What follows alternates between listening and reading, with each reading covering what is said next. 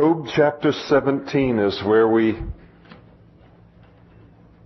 pick it up tonight, having finished chapter 16 last time. Job is in the middle of answering Eliphaz's accusations against him, and again the accusation is that Job must be a wicked man for him to be going through what it is that he is going through. Again, let me read to you from verse 1 of the entire book what God's assessment of Job was, lest we forget it in the middle of the nonsensical counsel of his friends. There was a man in the land of Uz whose name was Job, and that man was blameless and upright and one who feared God and shunned evil. And so now he continues his defense against his people. He's called them, miserable comforters, and he continues to build on that. Ending in chapter 16, fascinating. Half the time he wants to die to end the trial, and then the other half of the time he doesn't want to die before he's vindicated. Before these guys see that he's right and that what he's saying is right, that he's innocent of, and it's not wickedness in his life that's caused him to be suffering these things. Chapter 17, verse 1. Job says, "My spirit is broken." And the King James, I think it says, my breath is, my breath is corrupt. And of course, it's kind of the same thing. He's basically saying, I'm going to die. Sometimes when, you're dealing with people who are seriously, terminally ill, or sometimes where there's the eating disorder and the anorexia has gone, to a certain level of things, and the body begins to consume itself. The evidence that the body's in serious trouble will oftentimes come through the breath being bad, and so he's physically he's failing, and he says, "My spirit is broken," or "My breath is corrupt. My days are extinguished. The grave is ready for me." In other words, I'm as good as dead. He has no idea that he has a very long life that lays out ahead of him, but that's the trouble that he's in. And not only, is he dying, not only is he in that terrible condition, but he says, "Are not mockers with me, and does not my eye dwell on their provocation?" He looks at his comforters and say, they're not comforters at all, they just mock me and they provoke me. And really that's what they did. I mean, they didn't just mock him, they could have just mocked him. They were mocking him and provoking him. Just when he should be saving his strength. Doesn't need to be involved in an argument. They kept provoking him into defending himself. He said, "Now put down a pledge for me with yourself," speaking to the Lord. "Who is he who will shake hands with me?" He's crying out to the Lord and asking the Lord to pay his bail so that he can be released from this jail that he's in. Pay my bail. Put a pledge for me. Shake hands with me. Become my surety so that I can get released from these things. And he turns to God because he can't trust these friends of his. The Lord is his only source of comfort. "For you have hidden their heart from understanding, and therefore you will not exalt them. He who speaks flattery to his friends, even the eyes of his children will fail. And so, in the King James again, I think it says, "He who denounces his friends for a prey, even the eyes of his children will fail." In other words, Job is saying, hey, when friends, sell out their friend, and make him a prey to discouragement. You ought to have encouraged me, he's saying. And you've sold me out to discouragement. And he says the punishment that is due that kind of a person is something that not only ought to affect their own life, but even affect their children. So, Job is getting pretty bitter here. "But God, has made me a byword of the people." In other words, Job's name became another word for an afflicted person. I mean, if you were an afflicted person, they'd call you a Job. That's kind of how his name was being tossed around. "I've become one in whose face men spit. And of course, they only spit on the lowest kind of person. He said, that's what I've become. My eye has grown dim because of sorrow, speaking of his tears, and all my members are like shadows. He said, to look at Job, he's saying, my body is a shadow of its former self. So, used to apparently, be much bigger than he is now and stronger and all, and now he's really just skin and bones, as he details a little bit later. Upright men are astonished at me, and really, he's asking that upright men would be astonished concerning him one day when his righteousness comes forth. And the innocent man stirs himself up against the hypocrite. Yet the righteous will hold to his way, and he who has clean hands will be stronger and stronger. Job, again, he goes up, and then he goes down, and he goes up, and then he goes down, and he wants to die. He feels like he's going to die. And then he says, here and now, when this is all played out, when everyone really sees what's happening, it's going to be an encouragement to the righteous man. When they see that, God kept me through this, I was innocent, and God brought forth my righteousness. So his hope is kind of tossed all around. He said, but please come back again, all of you, speaking to his comforters. Come back to your task of accusing me, for I shall not find one wise man among you. My days are past, my purposes are broken off, even the thoughts of my heart. They change the night into day. The light is near, they say, in the face of darkness. If I wait for the grave as my house, if I make my bed in the darkness, if I say to corruption, you're my father, and to the worm, you're my mother and my sister, where then is my hope? As for my hope, who can see it? And so he's telling them, you tell me that I'm a wicked man?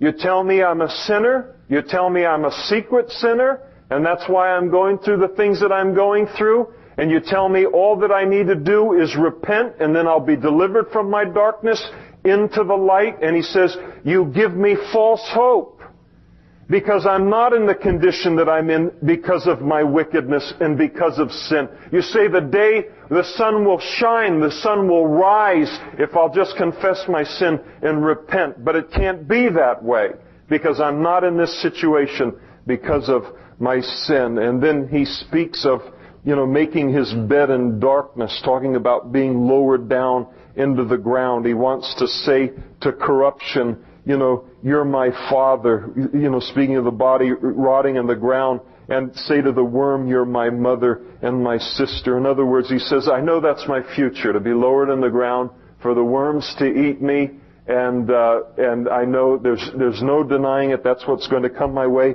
I accept it, and it's much better than talking with you guys. And so, that's what he's looking forward to. And then in verse 15, he says, where then is my hope? As for my hope, who can see it? He has really lost hope. It is a poor counselor who leaves the person that they're talking with hopeless. We ought always, as Christians, to be able to leave a person with hope.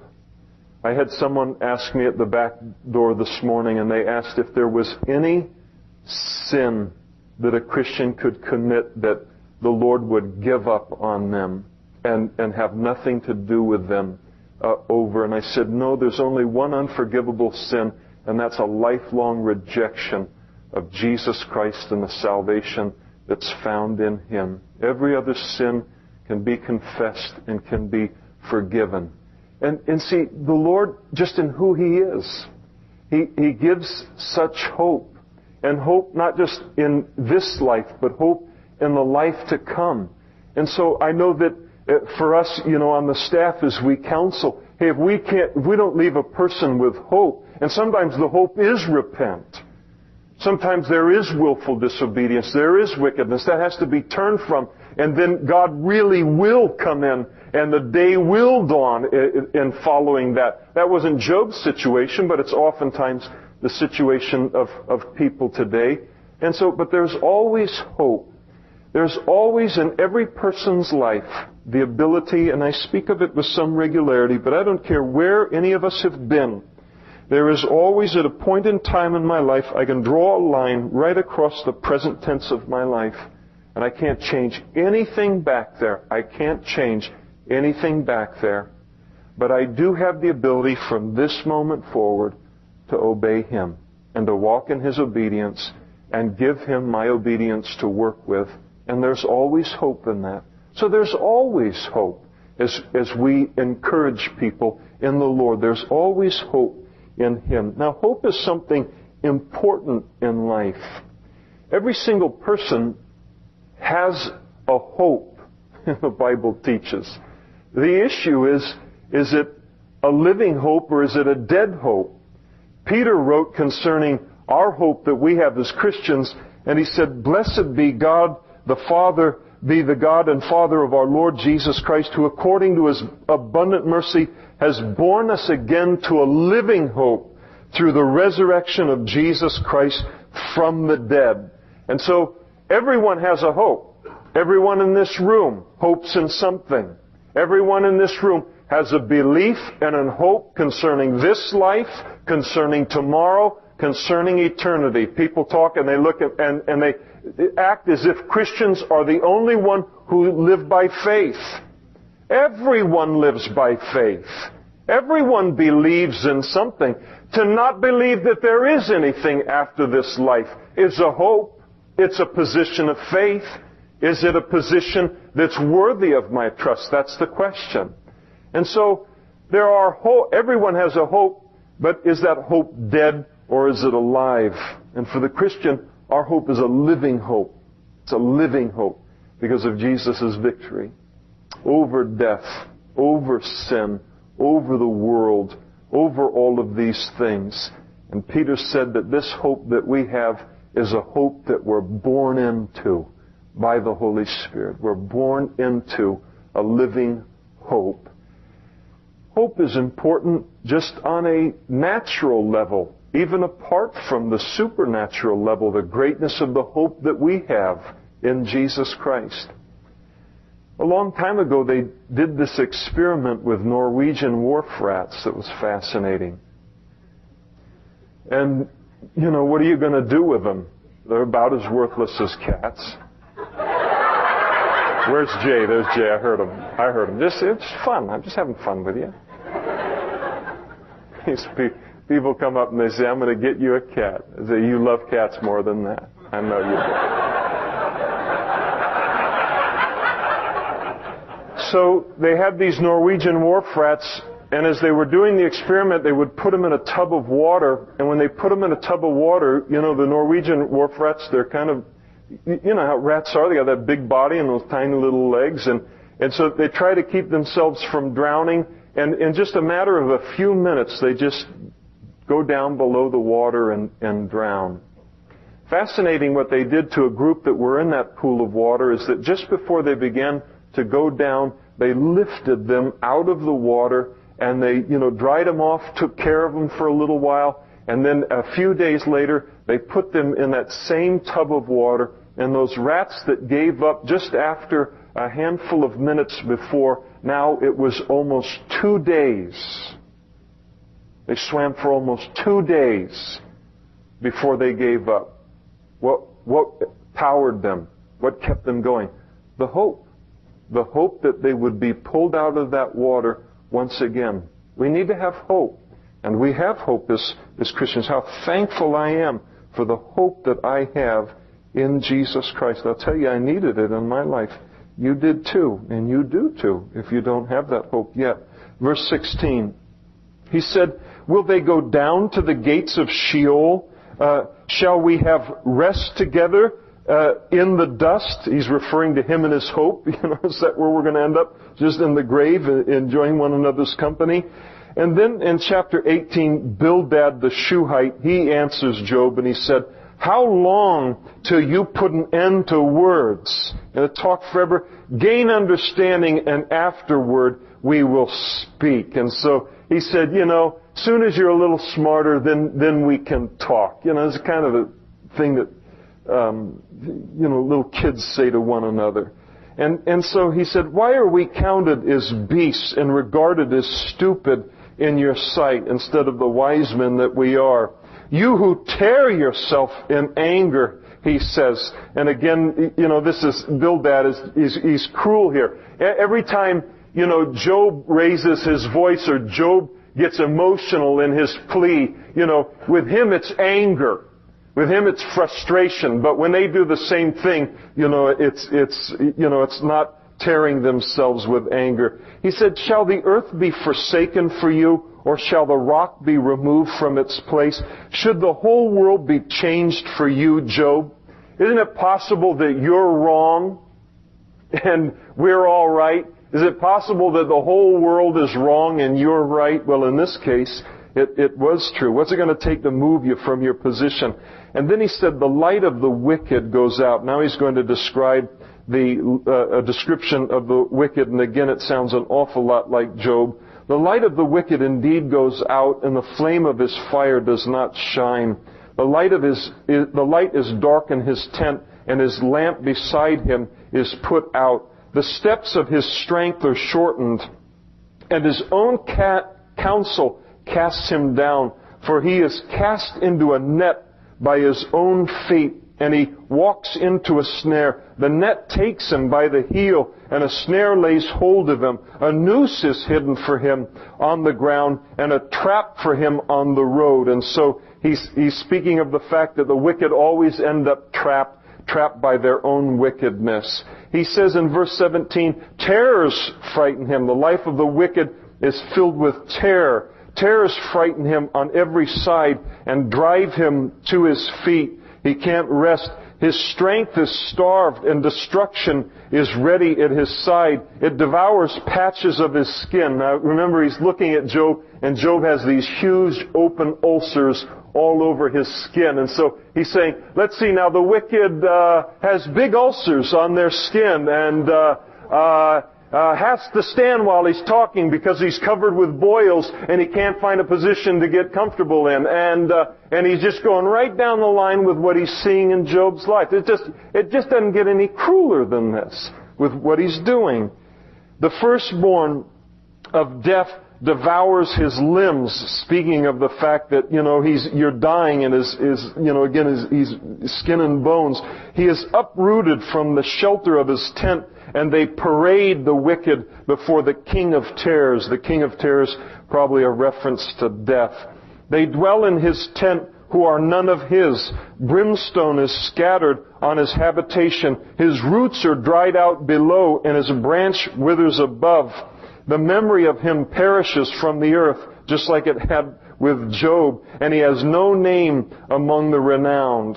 Which is exactly what happened to Job. He's driven from light into darkness. He's chased out of the world. He has neither son nor posterity among his people, bringing up the fact that Job had lost all of his children, nor any remaining in his dwellings. He'd lost all of his children.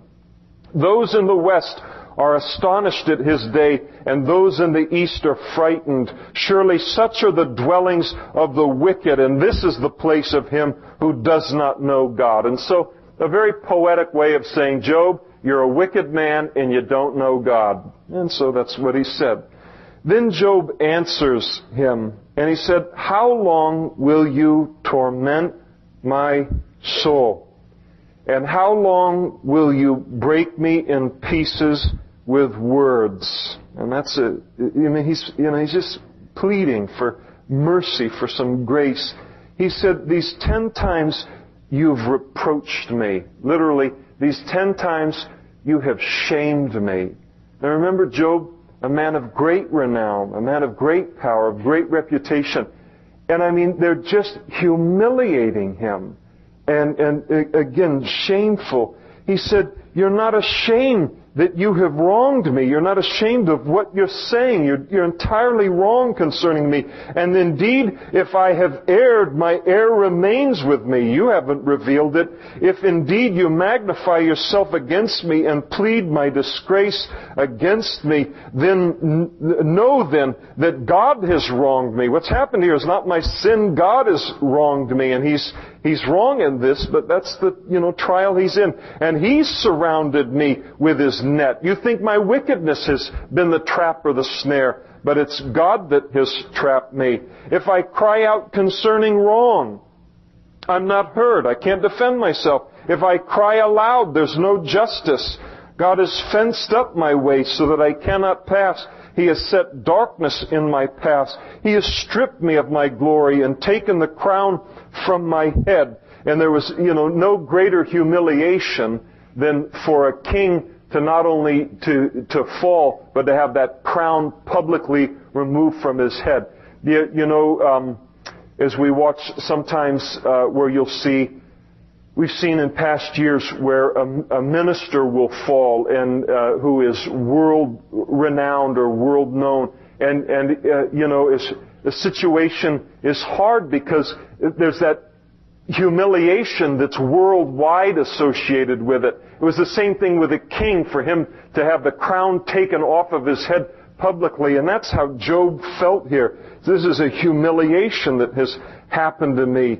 He breaks me down on every side, and I am gone, probably speaking of himself physically. My hope he has uprooted like a tree. In other words, it's dead. He's also kindled his wrath against me, and he counts me as one of his enemies. That's not true, but that's how he feels. His troops come together, and they build up their road against me. They encamp all around my tent. And the picture that he's drawing here is God is not only, trying to destroy me, but it's overkill. If you've ever seen the old movies where the ancient armies would lay siege to a castle or laid siege to an ancient city, and they would bring in all of the ground, all of the dirt, all of the rock, and they would build a siege mound against the city so that they could then take their, armaments right up against the city and take it. And he said, you're bringing out this huge army. You've got all of the people. You've got all of this armaments. You have taken everything in heaven to throw against me, and I'm just a tent. So it's, again, poetic. You're doing this whole thing to conquer a tent. Lord, am I worth this attention? Am I worth what in the world is happening in my life? He said, He has removed my brothers far from me, and my acquaintances are completely estranged from me. It's at times like this where we really find out who our friends are, aren't they? When he was rich and powerful and had all the palaces and all the flocks and everything, the brothers, they were all around all the time, and all of his friends were there and everything. Now he can't get one of them to visit him. None of them will have anything to do with him. He says, my relatives have failed. My close friends have forgotten me. Those who dwell in my house and my maidservants, they count me as a stranger, and I am an alien in their sight. I call my servant, and he gives no answer. I beg him with my mouth. My breath is offensive to my wife. And again, that body just breaking down. And I'm repulsive to the children of my own body. Even young children despise me. And you know how those young kids, sometimes they'll run to anyone. He says, they won't even run to me. None of them will run to me when they see me. I arise, I stand up so they'll run to me, and they speak against me. The kids run away screaming.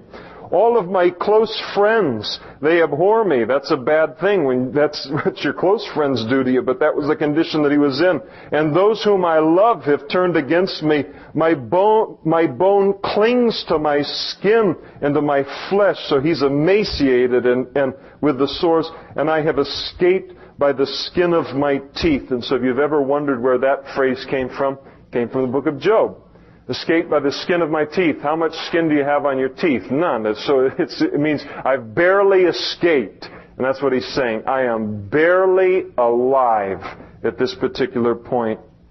And then, as he's all the way down in that pit, notice he speaks some of the most beautiful words in the whole Old Testament now.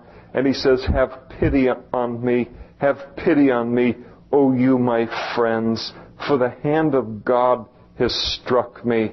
Why do you persecute me as God does and are not satisfied with my flesh. You know, you devour me and you're unsatisfied because you keep on devouring me. You keep trying to destroy me.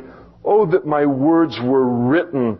Oh, that they were inscribed in a book, that they were engraved on a rock. You know, I mean, he's going along, not just in a book. I want my words engraved on a rock with an iron pen and lead forever. In other words, he's saying, I want what I feel to be recorded because I'm right, and one day it's going to be proven to be right. And then in verse 25, he says, for I know that my Redeemer lives. No matter how deep the trial got, he never doubted the existence of God. I have great respect for this man on many fronts. And he never doubted the presence of God in his life. He didn't say, I'm thinking there's an 80-20 chance that he's, lives, or no, he says, I know that he is alive. I know that my Redeemer lives, my Goel, my kinsman Redeemer, the avenger of blood. I know the one who will avenge me. The Lord lives. And so a beautiful picture really here. He dealt with so much less than what we have to deal with because we know who the Redeemer is. We know the Redeemer is Jesus, the one who has bought us out from our slavery to sin. But beautiful as that hope again rises to the surface, his faith in God. I know that my Redeemer lives, and he shall stand at last on the earth. And after my skin is destroyed, this I know, that in my flesh I shall see God, whom I shall see for myself, and my eyes shall behold and not another. How my heart yearns within me. He not only knew that God would outlive this trial, and that God would outlive everything, but he knew that one day, though he died, he was going to stand before the Lord one day, and he was going to stand before him in a new body. And he said, verse 28, if you should say, how shall we persecute him? In other words, he's telling his friends, if you continue to persecute me, since the root of the matter is found in me, he said, be afraid of the sword for yourself, for wrath brings the punishment of the sword, that you may know that there is a judgment. And so he says to his friends, you judge me. One day you'll be judged. One day you'll be judged. One day you will stand before God in terms of what you have said to me. That's a heavy thing to say. When you're pulling out the big artillery there on that. But it is an important thing for a counselor to know and to recognize. There needs to be that fear of the Lord in order to properly represent the Lord. And so he puts that in there. One day, you're going to be judged. You're going to be, judged for what you've said to me, what you've, done to me. And they needed to remember that. It's very needed. The fear of the Lord is the beginning of wisdom, and we need it in the sharing of wisdom. Chapter 20. Then Zophar, the Naamathite, answered, and he said, therefore my anxious thoughts made me answer, because of the turmoil within me. I've heard the reproof that reproaches me, and the spirit of my understanding causes me to answer. The last guy you want around is a guy that talks like that when you're in the middle of a trial. So, trying to wax eloquent and all this. He said, do you not know this of old, since man was placed on earth, that the triumphing of the wicked is short? Job, what is happening to you only happens to wicked people. And so he's going to beat that same drum. It's like having a drummer living next door that only has one drum. And that's about what they're at. So they just keep hitting that same drum. And so they talk about the fact that the life of the wicked is short. The triumphing of the wicked is short, verse 5. And the joy of the hypocrite is but for a moment. Though his haughtiness mounts up to the heavens, and his head reaches to the clouds, yet he will perish forever like his own refuse. Those who have seen him will say, where is he? And that no doubt people were asking around town, where is Job? Everything's very pointed with these guys. He will fly away like a dream and not be found. Yes, he will be chased away like a vision in the night. The eye that saw him will see him no more, nor will his place behold him any more. His children will seek the favor of the poor, and his hands will restore his wealth. In other words, Job, you've become wealthy by oppressing the poor. Now you're going to have to return the wealth. So they're calling him wicked. They're calling him a hypocrite. They're calling him an oppressor. Verse 11, concerning the wicked, his bones are full of youthful vigor. In other words, he ought to have a lot more life left in him, but it will lie down with him in the dust. Then he describes, beginning in verse 12, that for the evil person, life ultimately becomes bitter. He said, though evil is sweet in the mouth, and oftentimes it is, and he hides it under his tongue. It's kind of the image of a lifesaver. Though he spares it, kind of nurtures it, doesn't, have the jawbreaker all at once, and does not forsake it, but still keeps it in his mouth. Yet his food in his stomach turns sour. It becomes cobra venom within him. He swallows down, or a poison. He swallows down riches and vomits them up again. God casts them out of his belly. He will suck the poison of cobras. The viper's tongue will slay him. He will not see the streams, the rivers flowing with honey and cream. He will restore that for which he has labored and will not swallow it down. From the proceeds of his business he will get no enjoyment, for he has oppressed and forsaken the poor and violently seized a house that he did not build. Well, the comfort continues from these guys, and so now they accuse him of being an oppressor again, forsaking the poor, and violently seizing, wealth from other people. But there's an element of truth in there concerning the wicked, where he talks about the fact that the wicked will have no enjoyment. And that's one of the things I know is as a Christian for me today, I get more enjoyment out of a sunset or a sunrise with the Lord, or the simplest things in life, just in fellowship with Him, than all that I ever had before I came to know Him.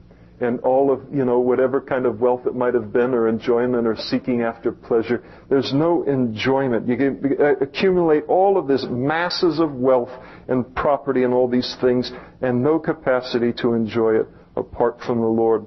Verse 20, because he knows no quietness in his heart, and he will not save anything he desires. Nothing is left for him to eat. Therefore his well-being will not last. Speaking again concerning the wicked. In his self-sufficiency he'll be in distress. Every hand of misery will come against him. When he is about to fill his stomach, God will cast on him the fury of his wrath, and it will rain on him while he's eating, and he will flee from the iron weapon. A bronze bow will pierce him through. It's drawn. It comes out of the body. Yes, the glittering point comes out of his gall. Terrors come upon him. And so, who's the guy that does all that, horror fiction stuff? That Stephen King. So we got nothing new under the sun. Here's the Stephen King of that era. Here you're going to get hunted down, and it's going to be a big bronze weapon, and it's going to be, thrown at you, and it's not only going to hit you, but it's going to go through you, and the point's going to come out on the other side of you, and it's going to, pierce your gall, and all that, and, just perky little guy to send on hospital visits and stuff like that, And he's talking about the fact that the wicked, they have a terrible end. And so, you think it's bad now, wait till someone shows up with a spear and really gives you what you deserve. Total darkness, verse 26, is reserved for his treasures. An unfanned fire will consume him. It shall go ill with him who is left in his tent. The heavens will reveal his sin, his iniquity, and the earth will rise up against him. The increase of his house will depart, and his goods will flow away in the day of God's wrath. Oh, by the way, Job, did all of your goods go away? This is the portion from God for the wicked man, the heritage appointed to him by God. In other words, the same message. Job, you're a wicked man. This is why this has happened to you. Chapter 21.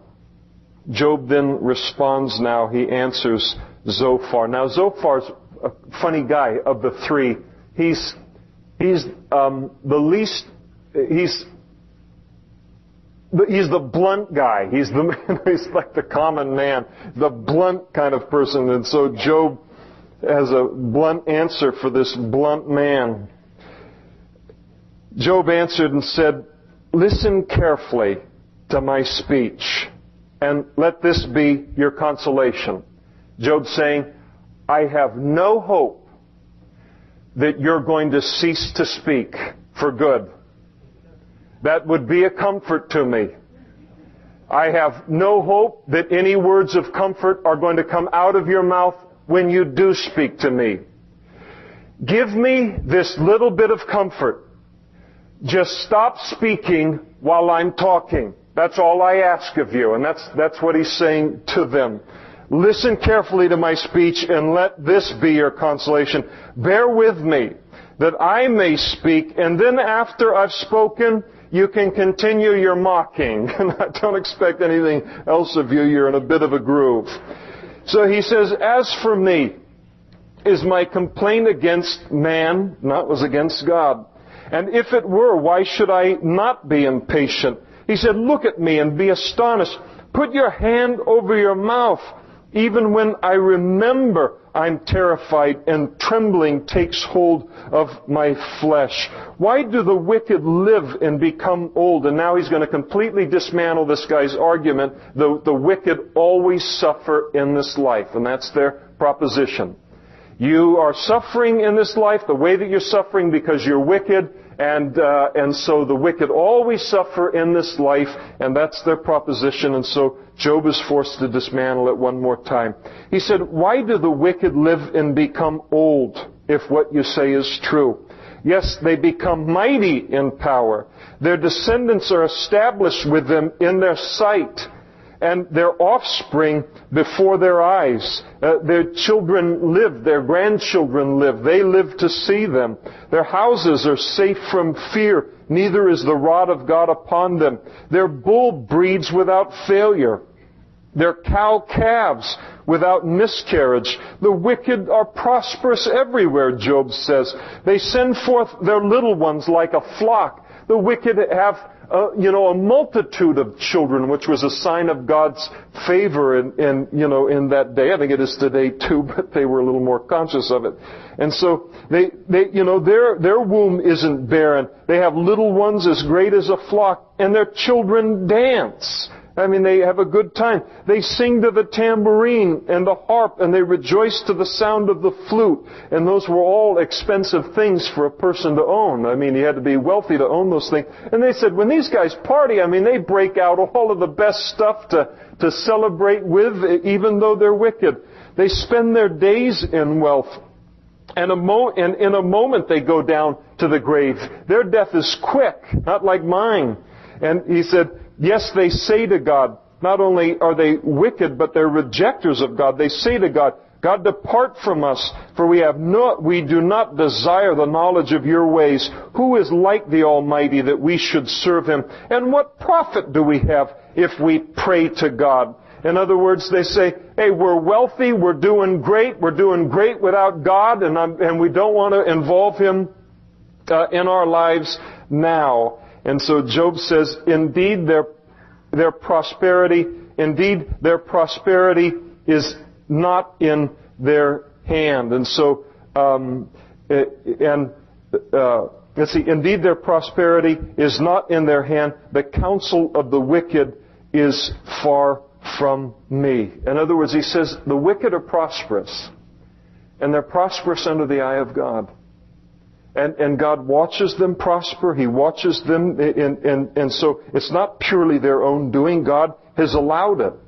And so if ease and wealth is a sign of God's favor, Job says, then why don't I throw myself in with them? If you're going to accuse me of being wicked, then why don't I become wicked? I mean, I can't do any worse than I'm doing now, but the thought of it is repulsive to him. He says, the counsel of the wicked is far from me. I don't want anything to do with it. He said, how often is the lamp of the wicked put out? He said, how often do you see the wicked die in their youth? How often do you see it? You look around the world today. How many wicked men and women in positions of power? And you look and say, surely God is going to strike them. Surely God is going to, lay them out. Surely He's going to bring that to an end. And they're, I don't know what vitamin program they're on. They live into their 80s and 90s and, dominate an entire region of the world. And so we're all aware that the wicked don't die quickly. I mean, they hold on to their power. They live very often, and maybe even most often, to become very old. So they don't die as quickly as these guys were laying them out to say. How often does their destruction come upon them? The sorrows God distributes in His anger. They're like, and he really continues his question of verse 17, and it's how often are they like straw before the wind and like chaff that's in a storm carried away? How often do you see the wicked wiped out by God that way? This side of glory. How often do you see it? And he's saying you don't see it very often. But it doesn't mean that, what they're doing is right. They say God lays up one's iniquity for His children. Let Him recompense him that he may know it. Let his eyes see his destruction, and let him drink of the wrath of the Almighty. For what does He care about his household after him when the number of his months is cut in half? And so he anticipates their argument. Their argument would be, well, sure, the wicked, they prosper. Excuse me, just ate a net. Had to get it out there. It's not bled. So kosher. Sometimes they just kind of wander around right here, and I'm pulling a lot of air in and out up here. That's why we got this air unit right in this air. Anyway, had to mention it to you. Hi, everybody on video. What you saw was me pulling a gnat off the end of my tongue here in the book of Job. Say hi to everyone in Modesto. This goes on the, station. Okay. So he's anticipating their questions there. No, if I was a true Pharisee, I'd have been choking. The whole thing, that would have been really, really bad on that thing. And then I'd have to swallow a camel, the whole thing in front of you. That's a gutsy thing. Anyway, so he anticipates their question, and their response would be, well, yeah, sure, the wicked, maybe he doesn't die, but, his children end up bearing the consequences of his wickedness. And Job says, well, what good is that? He's dead. What does that prove to him? And what does that prove to the world? And so he's saying your logic is, irresponsible. It doesn't hold up. Verse 22. Can anyone teach God knowledge, since He judges those who are on high? Does one dies in his full strength, being wholly at ease and secure? His pails are full of milk, and the marrow of his bones is moist. Another man dies in the bitterness of his soul. He dies suffering, never having eaten with pleasure, never eaten enough his whole life to be full. And they lay down alike in the dust, and the worms cover them.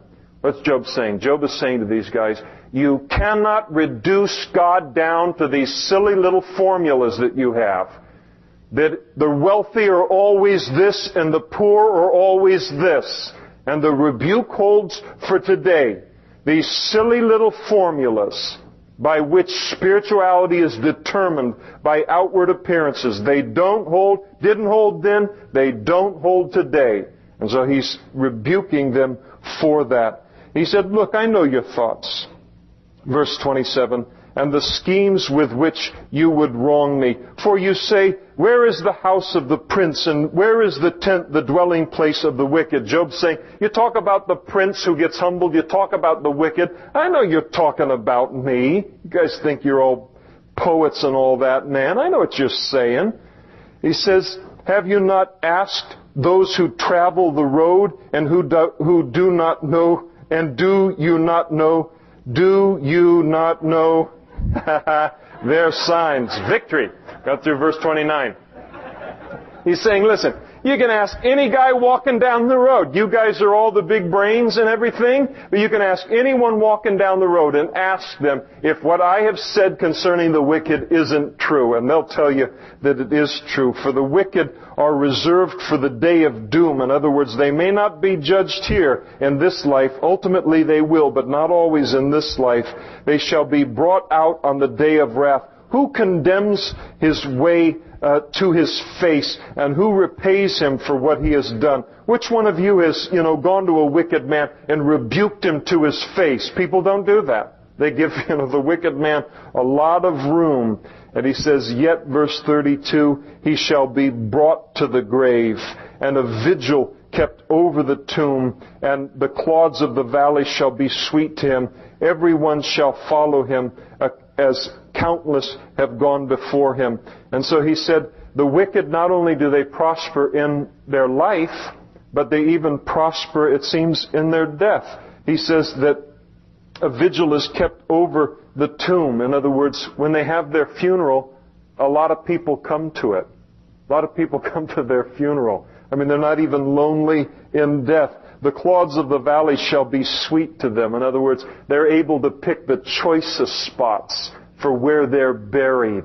And so you go over to the Middle East, or you even go around the United States, anywhere in the world so often, and you'll see where the rich people will, oftentimes powerful people, bury themselves. It overlooks some great valley or something like that. And so, listen, I mean, they even get away with, murder here when they're dead. Everyone shall follow them in death, as countless have gone before him. How then can you comfort me with empty words, since falsehood remains in your answers? Why do you continue with this faulty argument of yours? Chapter 22. Then Eliphaz the Temanite answered and said, can a man be profitable to God though he who is wise may be profitable to himself? And so what is the profitableness of man, to God? He raises the question. Is it any pleasure to the Almighty, he says to Job, that you are righteous? Or is it gain to him that you make your ways blameless? And so he's saying, Job, do you think your life is of any importance to God at all? These guys, they get it at the end of the book. I mean, it's great too. And but you know what's worse? They have to live with themselves after this. And again, I go back to what I've shared in previous weeks, as one who has said things of equal folly at one time or another.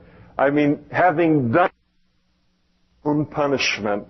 And again, that's the driving home of the lesson. And so we sit here tonight, and we may be down to 5 people before we get through the book of Job here on Sunday nights. As we look and say, the repetition, the repetition, the repetition, the repetition. But there's a reason for the repetition. There's a reason for it, for the point to be driven home. And so the Lord does it. There's a lot of places in the Scriptures where I look and I say, I wish the Lord had gone on and on a little bit more, that Jesus had said a little bit more in that circumstance or in that situation, and he didn't, So what he has to say is important, and so it is in this section too. He says, is it because of your fear of God that he reproves you and enters into judgment with you? Is not your wickedness great and your iniquity without end? And now he says, all right, you want to know what your specific sins are? I'll tell you. You've taken pledges from your brother for no reason. False. And stripped the naked of their clothing. You have not given the weary water to drink. You've withheld bread from the hungry. But the mighty man possessed the land, and the honorable man dwelt in it. You have sent widows away empty, and the strength of the fatherless was crushed. Job, you're an oppressor. You took advantage of the poor. That's why you're in the situation you're in. Therefore, snares are all around you, the snares of the wicked, and sudden fear troubles you, or darkness, so that you cannot see. An abundance of water covers you. This is why you're in the condition you're in. Verse 12, is not God in the heights of heaven, and is not God in the height of heaven, and see the highest stars, how lofty they are? And you say, what does God know? Can He judge through the deep darkness? Job, you keep complaining about the fact that God doesn't seem to be paying any attention to you, that God doesn't seem to see your situation. Well, let me tell you, Job, He sees your situation, and He sees you. And when He sees you, He sees a wicked man. That's what He's saying here.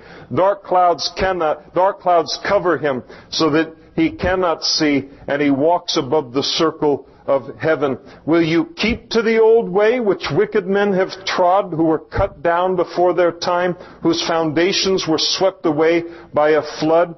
They said to God, depart from us. What can the Almighty do to them? Yet He filled their houses with good things, but the counsel of the wicked is far from me. The righteous see it and are glad, and the innocent laugh them to scorn. Surely our adversaries are cut down, and the fire consumes their remnant. And so Eliphaz returns to his thinking of chapter 15, verse 4, and the whole thing that he's declaring here is that if the righteous can't be assured of the fact that the wicked will always be judged in this life, and that the righteous will always be rewarded fully in this life, if they can't be assured of that, then they're not going to follow God. Again, he underestimates the work of the Spirit in people's life. You know, it's a great book to read.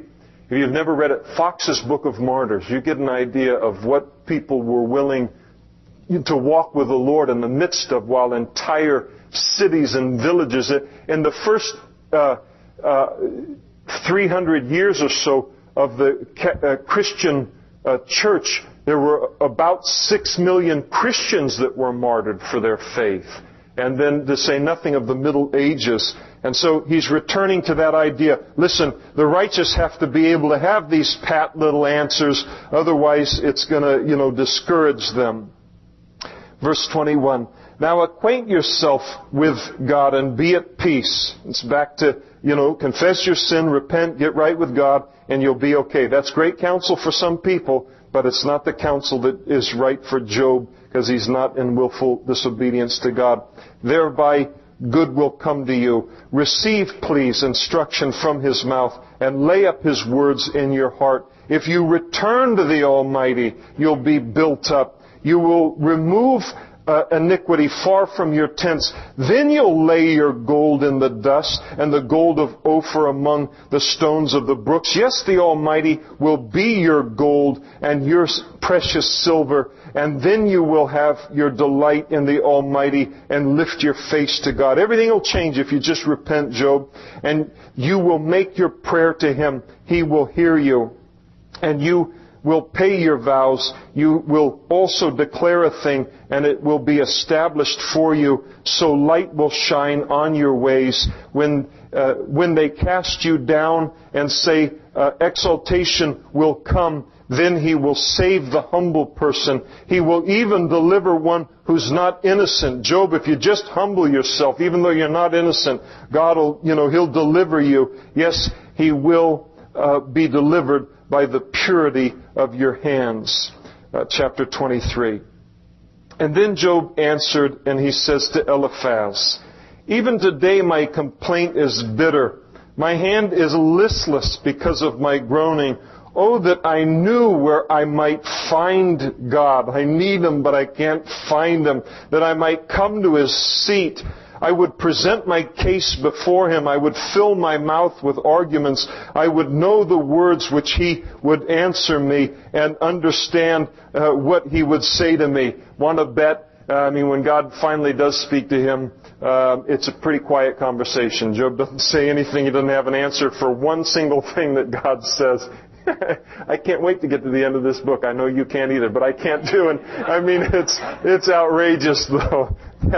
What a finale. So he thinks, I just got to get there and, we'll talk and, talk this through and when he, listens to reason, we'll get this all sorted out and we'll go get a Coke, and he said, verse 6, would he contend with me in great power? No, he would take note of me. There the upright could reason with him, and I would be delivered forever from my judge. Oh, if I could just get a hearing before the Lord, then everything would be all right. Verse 8, look, I go forward, but he's not there. And so I said, I'm going to go backward. I can't find him back there. He says, when he works on the left hand, I can't behold him. I know he's all around me. But I know he's doing stuff. I just can't pick him up on my radar. Right? He sees me clearly. I know that. But I can't see him. When he turns to the right hand, I cannot see him. But he knows the way that I take. And when he has tested me, I shall come forth as gold. And so Job has this sense that he's being tested. He has this sense that a refining is going on in his life. And there's an old saying about gold that's in the refining fire. And the old saying is that gold fears no fire. And Job knows he's gold. And he knows that this fire is going to reveal him to be the gold that he is by the grace of God. My foot has held fast to his steps. He says, you accuse me of disobeying. I have obeyed God's ways. I have kept his way, and I have not turned aside. I have not departed from the commandment of his lips. Not only have I obeyed him and not disobeyed his commandments, but I have treasured the words of his mouth more than my necessary food. He said, you don't know anything about what I was spiritually before all of this happened. I not only obeyed him, but I had a hunger for him and his word that was greater than even food in my life. Fascinating now. What commands of God did he obey? He's before the time of Moses. He's probably there in that area of Genesis chapter 9. Probably about 300 years after the flood. Job's probably right in that area. What commands? What revelation from God? Probably a reference to the covenant that God made with Adam and Eve in Genesis chapter 3, and then the covenant that he made with Noah in Genesis chapter 9. So somehow God had made revelation concerning himself through those covenants. It was later to be recorded by Moses, but it was well known what God's standards were and what his commandments were. Not in the fullness that it became in the law and the prophets and then the New Testament, but there were commandments and there was his word to be obeyed. But he says in verse 13, God is unique, and who can make him change? And whatever his soul desires, that he does, for he performs what is appointed for me, and many such things are with him. And therefore I'm terrified at his presence. When I consider this, I'm afraid of him. For God made my heart weak, and the Almighty terrifies me, because I was not cut off from the presence of darkness, and he did not hide deep darkness from my face. In other words, he says, I'm terrified of God. He won't kill me, and he won't protect me. He won't do either of those things. And yet I know that he is unchanging. It's called the immutability of God, the fact that God does not change. He says, I know that God doesn't change. I know he is no different today for all the circumstances that are going on in my life, Job says, than when I was the wealthiest man on the face of the planet. I know he hasn't changed, but I'm not quite getting what he's up to. I don't know what's happening here. And again, a difficult trial to be in. And again, a trial that we so often find ourselves in. He talks about the sovereignty of God, the fact that God is almighty. He does whatever He wants, when He wants. And that sovereignty of God is terrifying to Him. We have greater revelation in the New Testament as Christians and as followers of Jesus. Because in the New Testament, we have that confidence that God is, sovereign. He is almighty, but He uses His almightiness for our good. Since God is for us, who can be against us? We know that He works all things together for good to those who love Him and are the called according to His purposes. And so, we have greater revelation. So He has far less promises to hold on to than we have to hold on to, in the dispensation that we're a part of. And so, we leave Him in the pit again, there at the end of chapter 23, and we'll pick up His continued complaint in chapter 24 as we continue through the book, Lord willing, next Sunday night.